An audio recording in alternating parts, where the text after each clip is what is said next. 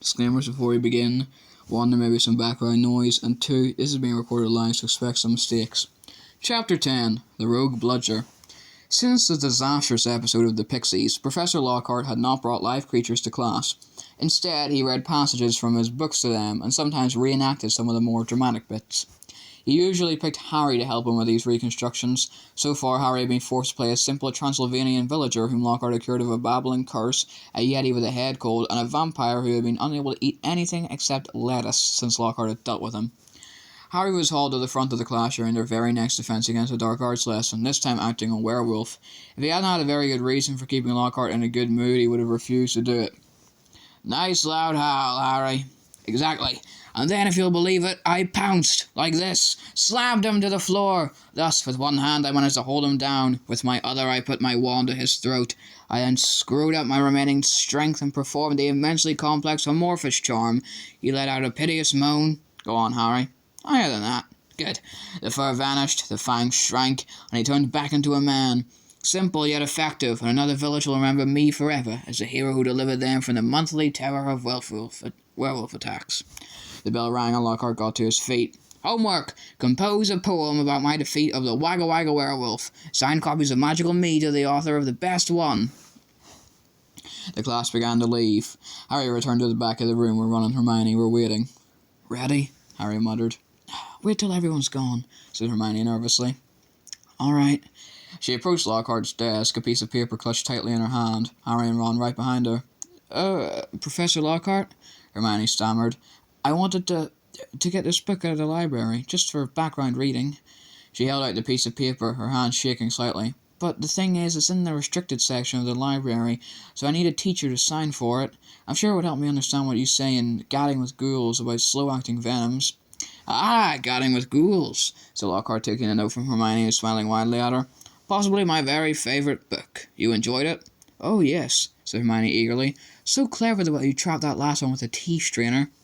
"Well, I'm sure no one will mind me giving the best student in the year a little extra help," said Lockhart warmly, and he pulled out an enormous peacock quill. "Yes, nice, isn't it?" he said, misreading the revolted look on Ron's face. "I usually save it for book signings." He scrawled an enormous loopy signature on the note and handed it back to Hermione. "So, Harry," said Lockhart while Hermione folded the note with fumbling fingers and slipped it into her bag. "Tomorrow is the first Quidditch match of the season, I believe. Gryffindor against Slytherin, is it not? I hear you're a useful player." "I was a seeker too. I was asked to try for the national squad, but preferred to dedicate my life to the eradication of the dark forces. Still, if ever you feel the need for a little private training, don't hesitate to ask. Always happy to pass on my expertise to less able players." Harry made an indistinct noise in his throat and then hurried off after Ron and Hermione. "I don't believe it," he said as the three of them examined the signature on the note. "He didn't even look at the book we wanted." "That's because he's a brainless git," said Ron. "But who cares? We got what we needed." "He is not a brainless git," said Hermione shrilly as they half ran towards the library. "Just because he said you were the best student in the year." They dropped their voices as they entered the muffled stillness of the library. Madame Pince, the librarian, was a thin, irritable woman who looked like an underfed vulture. "Most potent potions," she repeated suspiciously, trying to take the note from Hermione, but Hermione wouldn't let it go. "I was wondering if I could keep it," she said breathlessly. "Oh, come on," said Ron, wrenching it from her grasp and thrusting it at Madame Pince. "We'll get you another autograph. Lockhart will sign anything if it stands still long enough." Madame Pince held the note up to the light as though determined to detect a forgery, but it passed the test. She stalked away between the lofty shelves and returned several minutes later carrying a large and mouldy-looking book. Hermione put it carefully into her bag and they left, trying not to walk too quickly or look too guilty. 5 minutes later they were barricaded in Moaning Myrtle's out-of-order bathroom once again. Hermione had overridden Ron's objections by pointing out that it was the last place anyone in their right minds would go, so they were guaranteed some privacy. Moaning Myrtle was crying noisily in her cubicle, but they were ignoring her, and she them. Hermione opened Moss Potent Potions carefully, and the three of them bent over the damp-spotted pages. It was clear from a glance why it belonged in the restricted section. Some of the potions had effects almost too gruesome to think about, and there were some very unpleasant illustrations, which included a man who seemed to have been turned inside out, and a witch sprouting several extra pairs of arms out of her head. "Here it is," said Hermione excitedly as she found the page headed "The Polyjuice Potion." It was decorated with drawings of people halfway through transforming into other people. Harry sincerely hoped the artist had imagined the looks of intense pain on their faces. "This is the most complicated potion I've ever seen," said Hermione as they scanned the recipe. "Lacewing flies, leeches, fluxweed and knotgrass," she murmured, running her finger down the list of ingredients. "Well, they're easy enough. They're in the student store cupboard. We can help ourselves." "Ooh, look! Powdered horn of a bicorn. Don't know where we're going to get that. Shredded skin of a boomslang. That'll be tricky too. And of course a bit of whoever we want to change into."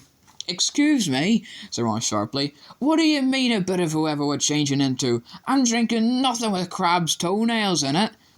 Hermione continued as though she hadn't heard him. "We don't have to worry about that yet, though, because we had those bits last." Ron turned speechless to Harry, who had another worry. "Do you realise how much we're going to have to steal, Hermione? Shredded skin of boomslang, that's definitely not in the student's cupboard. What are we going to do? Break into Snape's private stores? I don't know if this is a good idea." Hermione shut the book with a snap.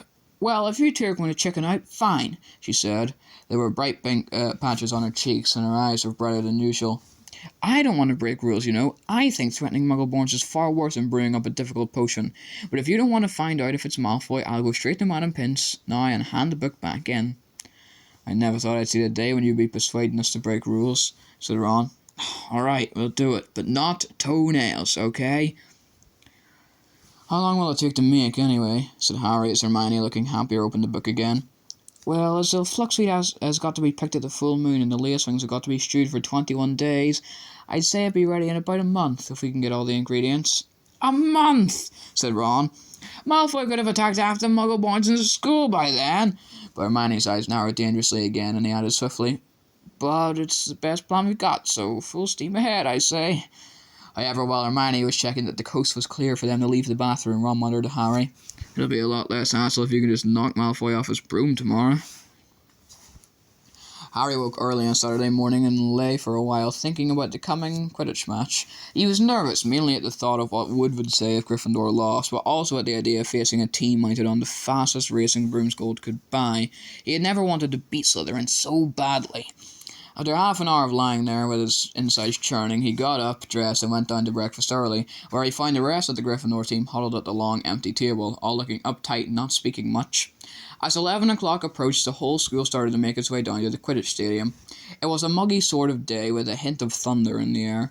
Ron and Hermione came hurrying over to wish Harry good luck as he entered the changing rooms. The team put on their scarlet Gryffindor robes and sat down to listen to Wood's usual pre-match pep talk. "Slytherin have better brooms than us," he began. "No point denying it, but we've got better people on our brooms. We've trained harder than they have. We've been flying in all weathers." "Too true," muttered George Weasley. "I haven't been properly dry since August." "And we're going to make them rue the day they let that little bit of slime Malfoy buy his way onto their team." Chest heaving with emotion, Wood turned to Harry. "It'll be down to you, Harry, to show them that a seeker has to have something more than a rich father. Get to that snitch before Malfoy or die trying, Harry, because we've got to win today. We've got to." "So no pressure, Harry," said Fred, winking at him. As they walked out onto the pitch, a roar of noise greeted them, mainly cheers, because Ravenclaw and Hufflepuff were anxious to see Slytherin beaten, but the Slytherins in the crowd made their boos and hisses heard too. Madam Hooch, the Quidditch teacher, asked Flint and Wood to shake hands, which they did, giving each other threatening stares and ripping rather harder than was necessary. "On my whistle," said Madam Hooch. 3, 2, 1. With a roar from the crowd to speed them upwards, the 14 players rose towards the leaden sky. Harry flew higher than any of them, squinting around for the snitch. "All right there, scarhead," yelled Malfoy, shooting underneath him as though to show off the speed of his broom. Harry had no time to reply. At that very moment, a heavy black bludger came pelting towards him. He avoided it so narrowly that he felt it ruffle his hair as it passed. "Close one, Harry," said George, streaking past him with his club in his hand, ready to knock the bludger back towards the Slytherin. Harry saw George give the bludger a powerful whack in the direction of Adrian Pusey, but the bludger changed direction in mid-air and shot straight for Harry again. Harry dropped quickly to avoid it, and George managed to hit it hard towards Malfoy. Once again, the bludger swerved like a boomerang and shot at Harry's head. Harry put on a burst of speed and zoomed towards the other end of the pitch. He could hear the bludger whistling along behind him. What was going on? Bludgers never concentrated on one player like this. It was their job to try and unseat as many people as possible. Fred Weasley was waiting for the bludger at the other end. Harry ducked as Fred swung at the bludger with all his might. The bludger was knocked off course. "That's done it!" Fred yelled happily. But he was wrong. As though it was magnetically attracted towards Harry, the bludger pelted after him once more, and Harry was forced to fly off at full speed. It had started to rain. Harry felt heavy drops fall onto his face, splattering onto his glasses. He didn't have a clue what was going on in the rest of the game until he heard Lee Jordan, who was commenting, say, "Slytherin leads, 60 points to 0. The Slytherin's superior brooms were clearly doing their jobs, and meanwhile the mad bludger was doing all it could to knock Harry out of the air. Fred and George were now flying so close to him on either side that Harry could see nothing at all except their flailing arms, and had no chance to look for the snitch, let alone catch it. "Someone's tampered with this bludger," Fred grunted, swinging his bat with all his might as it launched a new attack on Harry. "We need time out," said George, trying to signal to Wood and stop the bludger breaking Harry's nose at the same time. Wood had obviously got the message. Madam Hooch's whistle rang out, and Harry, Fred, and George dived for the ground, still trying to avoid the mad bludger. "What's going on?" said Wood as the Gryffindor team huddled together while Slytherins in the crowd jeered. "We're being flattened. Fred, George, where were you when that bludger stopped Angelina scoring?" "We were 20 feet above her, stopping the other bludger, murdering Harry, Oliver," said George angrily. "Someone's fixed it. It won't leave Harry alone. It hasn't gone for anyone else all game. The Slytherins must have done something to it." "But the bludgers have been locked in Madam Hooch's office since our last practice, and there was nothing wrong with them then," said Wood anxiously. Madam Hooch was walking towards them. Over her shoulder, Harry could see the Slytherin team jeering and pointing in his direction. "Listen," said Harry as she came nearer and nearer. "With you two flying around me all the time, the only way I'm going to catch the snitch is if it flies up my sleeve. Go back to the rest of the team and let me deal with the rogue one." "Don't be thick," said Fred. "It'll take your head off." Wood was looking from Harry to the Weasleys. "Oliver, this is mad," said Alicia Spinnet angrily. "You can't let Harry deal with that thing on his own. Let's ask for an inquiry." "If we stop now, we'll have to forfeit the match," said Harry. "And we're not losing to Slytherin just because of a mad bludger. Come on, Oliver, tell them to leave me alone." "This is all your fault," George said angrily to Wood. "Get the snitch or die trying. What a stupid thing to tell him." Madam Hooch had joined them. "Ready to resume play?" she asked Wood. Wood looked at the determined look on Harry's face. "All right," he said. "Fred, George, you heard Harry. Leave him alone and let him deal with the bludger on his own." The rain was falling more heavily now. On Madam Hooch's whistle, Harry kicked hard into the air and heard the telltale whoosh of the bludger behind him. Higher Harry climbed. He looped and swooped, spiraled, zigzagged, and rolled. Slightly dizzy, he nevertheless kept his eyes wide open. Rain was speckling his glasses and ran up his nostrils as he hung upside down, avoiding another fierce dive from the bludger. He could hear laughter from the crowd. He knew he must look very stupid, but the rogue bludger was heavy and couldn't change direction as quickly as he could. He began a kind of roller coaster ride around the edges of the stadium, squinting through the silver sheets of rain at the Gryffindor goalposts, where Adrian Pusey was trying to get past Wood. A whistling in Harry's ear told him the bludger had just missed him again. He turned right over and sped in the opposite direction. "Training for the ballet, Potter," yelled Malfoy as Harry was forced to do a stupid kind of twirl in midair to dodge the bludger. Off Harry fled, the bludger trailing a few feet behind him, and then, glaring back at Malfoy in hatred, he saw it. The golden snitch.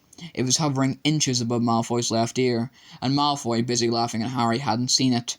For an agonizing moment, Harry hung in midair, not daring to speed towards Malfoy in case he looked up and saw the snitch. Wham! He had stayed still a second too long. The bludger had hit him at last, smash into his elbow, and Harry felt his arm break. Dimly dazed by the searing pain in his arm, he slid sideways on his rain-drenched broom, one knee still crooked over it, his right arm dangling useless at his side.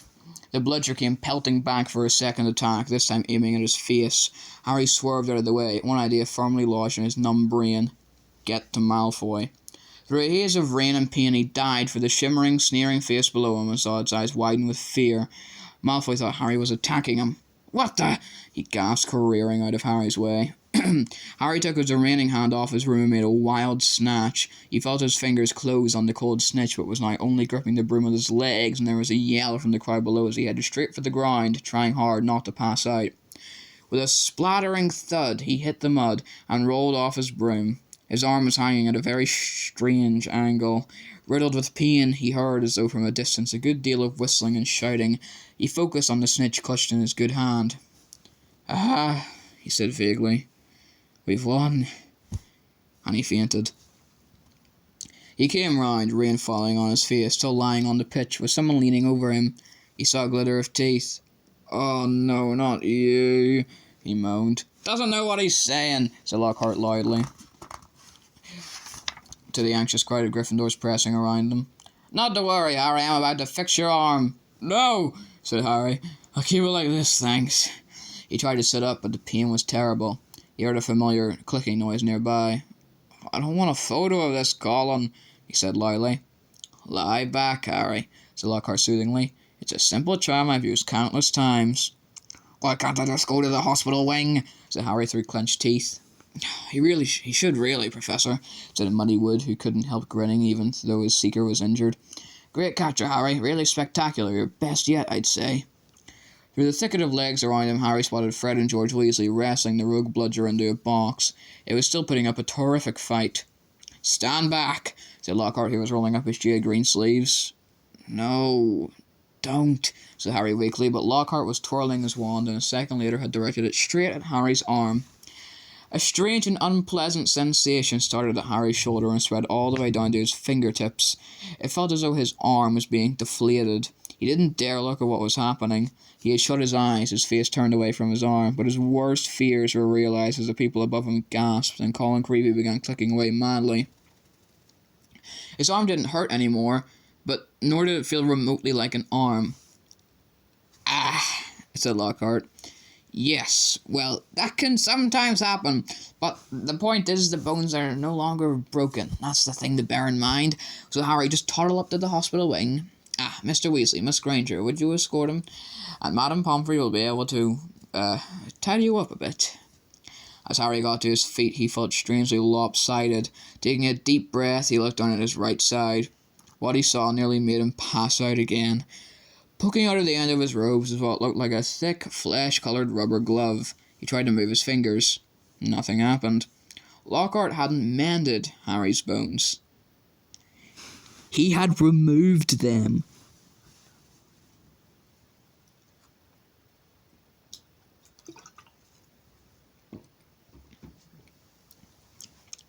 Madame Pomfrey wasn't at all pleased. "You should have come straight to me," she raged, holding up the sad limp remainder of what half an hour before had been a working arm. "I can mend bones in a second, but growing them back—" "You will be able to, won't you?"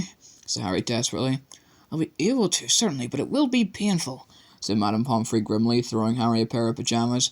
"You'll have to stay the night."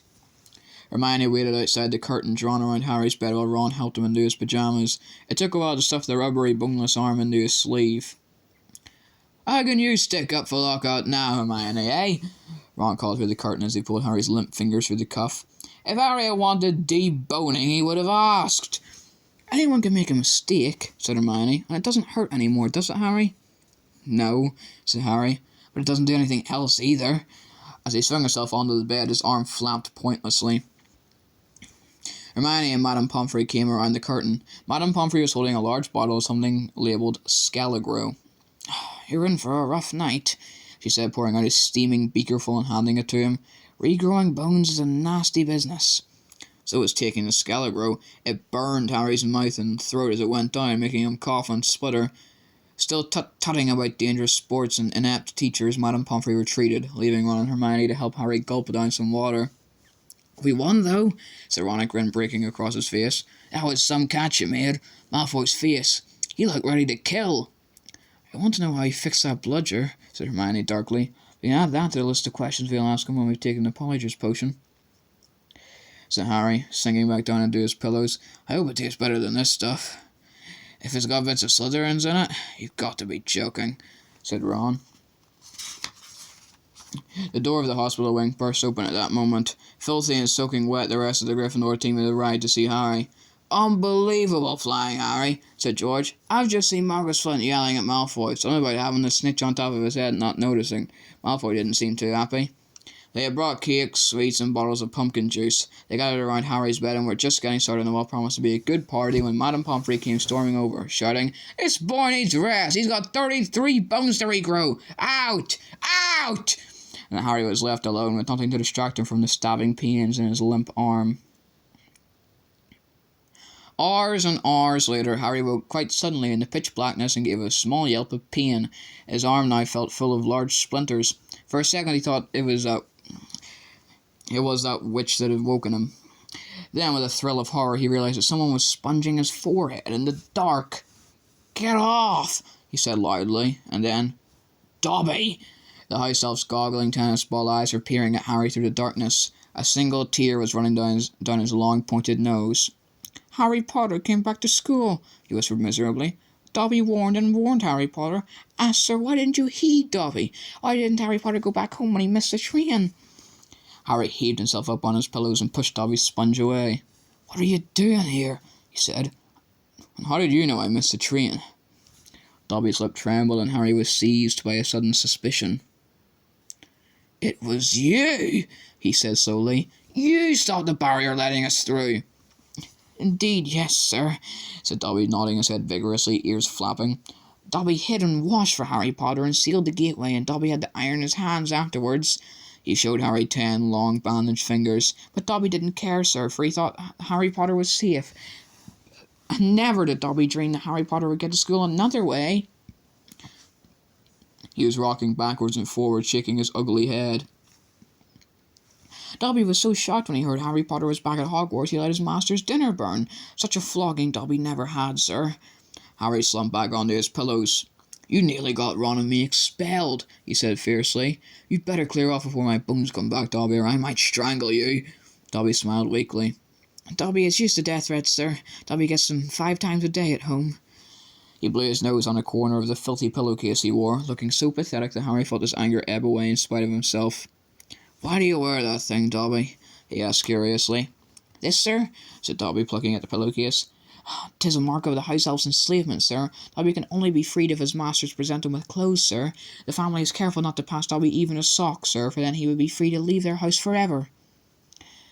Dobby mopped his bulging eyes and said suddenly, "Harry Potter must go home. Dobby thought his bludger would be enough to make—" "Your bludger?" said Harry, anger rising once more. "What do you mean, your bludger? You made that bludger try and kill me?" "Not kill you, sir. Never kill you," said Dobby, shocked. "Dobby wants to save Harry Potter's life. Better sent home grievously injured than remain here, sir. Dobby only wanted Harry Potter hurt enough to be sent home."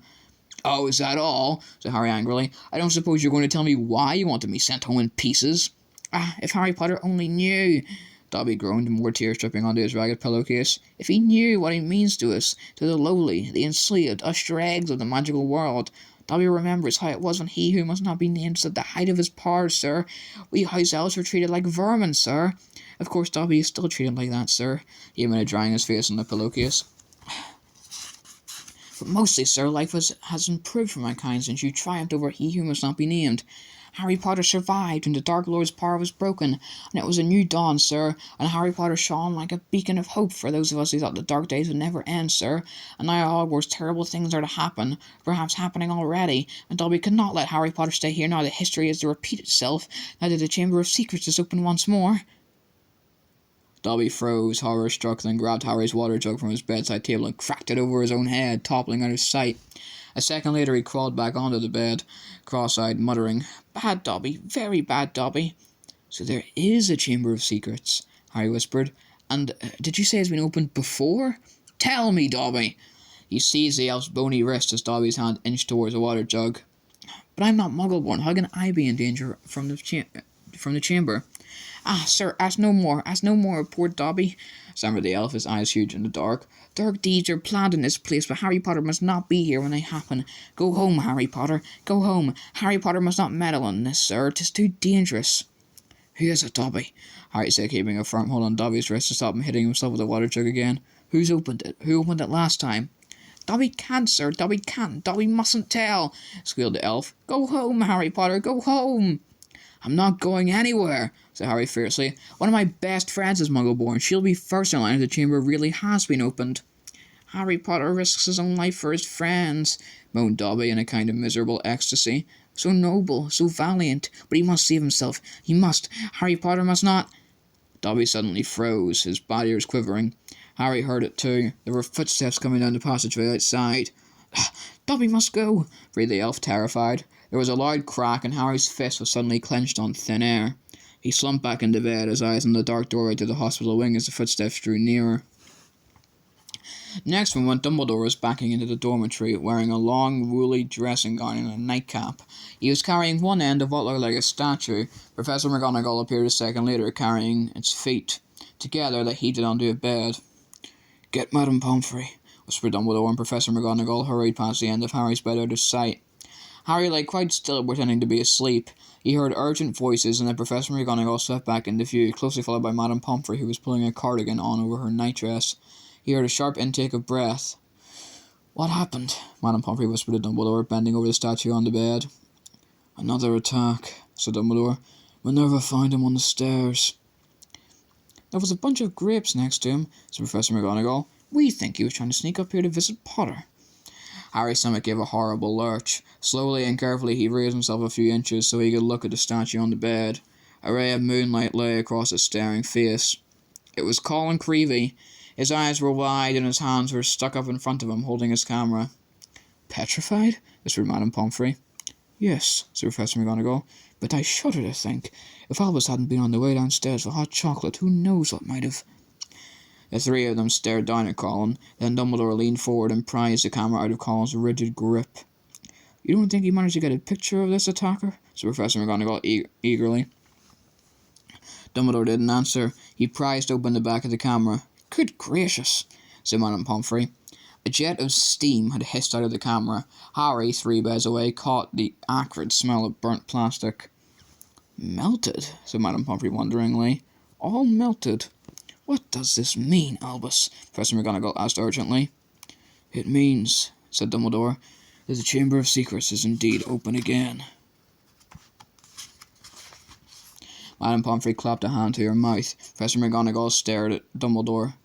"But, Albus, surely, who?" "The question is not who," said Dumbledore, his eyes on Colin. "The question is, how?" And from what Harry could see of Professor McGonagall's shadowy face, she didn't understand this any better than he did.